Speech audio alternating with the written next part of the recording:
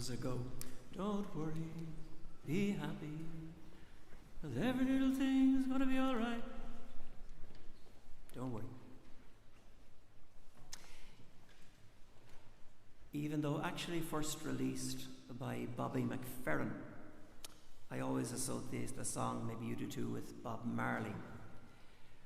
In case you're wondering, I'm not particularly familiar with either, but God bless Dr. Google.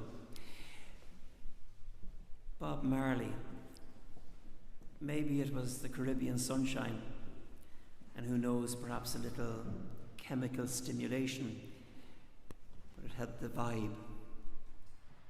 Don't worry, be happy. It's easy to sing along to, but more than a challenge, I think, if you take a look at the world around you. Even starting on the litany of tragedies, natural and man-made, and increasingly we're realizing that so many so-called natural are in fact man-made. Might only tempt a person to despair, and that's not to speak of difficulties much closer to home, perhaps in your personal life or family life, and certainly among those of neighbours and friends.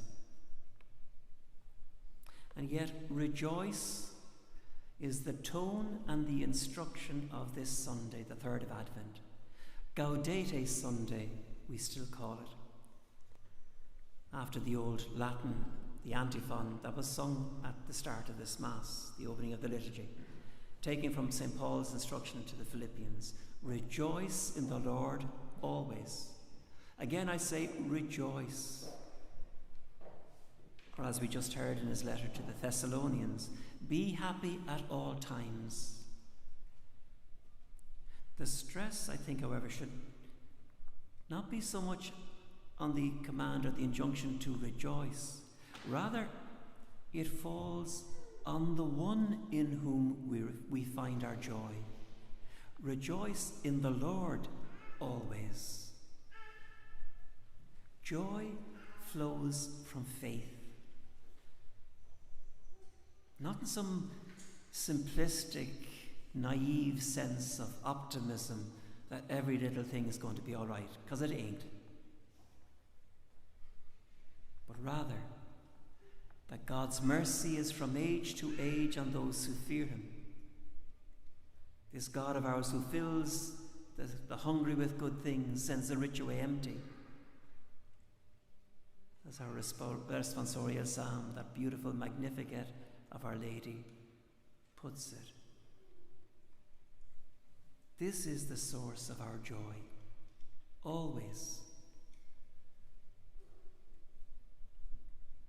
The basis of our confidence in God's unfailing, never tiring mercy is, of course, that God sent his Son into the world, not to condemn the world, but so that the world might be saved through him.